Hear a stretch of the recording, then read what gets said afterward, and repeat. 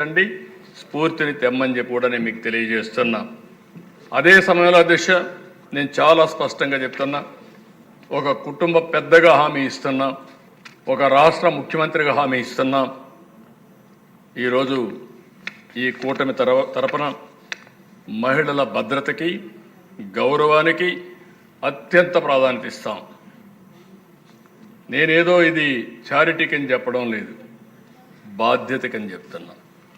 ఒక మారుమూల పల్లెలో ఉండే ఆడకూతురు టౌన్కు వచ్చి ఉద్యోగం చేసుకొని గౌరవంగా ఉండే విధంగా చేస్తాం. వాళ్ళ హక్కులకు హక్కులు కానీ భద్రతకు కానీ గౌరవానికి కానీ ఏమాత్రం భంగం కాకుండా ఉండే బాధ్యత ఈ ముఖ్యమంత్రిగా నేను తీసుకుంటానని ఈ సభ ద్వారా మరొకసారి హామీ ఇస్తున్నాను. ఈ హౌసే అధ్యక్ష దానికి ఉదాహరణ. ప్రీవియస్ గవర్నమెంట్ 5 ఏళ్లలో ఒక్కసారైనా హౌస్లో ప్రజా సమస్యలపైన పరిష్కారం కానీ సమస్యలను చర్చించడం కానీ ఎప్పుడు జరగలేదు అధ్యక్ష. ఇదే హౌస్లో నేను చెప్పాను, ఇది గౌరవ సభ కాదు, ఇది కౌరవ సభ.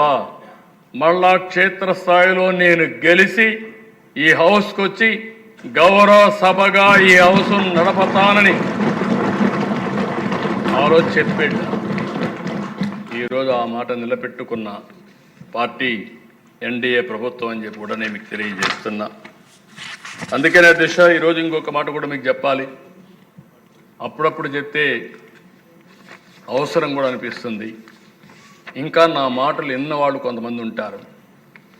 ఎవరైనా సరే ఆడబిడ్డల జోలుకొస్తే అలాంటి సైకోల్ని మాత్రం వదిలిపెట్టనని మరొకసారి హెచ్చరిస్తున్నాం.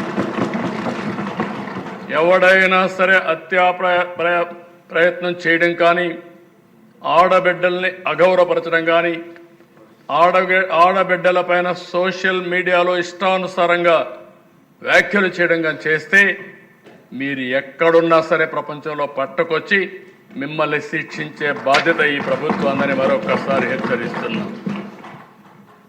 ఈరోజు అధ్యక్ష ఇదే కాదు, డ్రగ్స్, గంజాయి, ఎట్టి పరిస్థితుల్లో కూడా గంజాయి డ్రగ్స్ లేనటువంటి ఫ్రీ స్టేట్గా చేసే బాధ్యత మంది. గంజాయి తీసుకున్న వాడికి కానీ డ్రగ్స్ తీసుకున్న వాడికి కానీ భార్య తల్లికి కూడా వ్యత్యాసం తెలియదు. అందుకే ఇక్కడ ఏమాత్రం కూడా రాజీ లేదు, జీరో టాలరెన్స్ అని చెప్పి కూడా నేను మీకు తెలియజేస్తున్నా.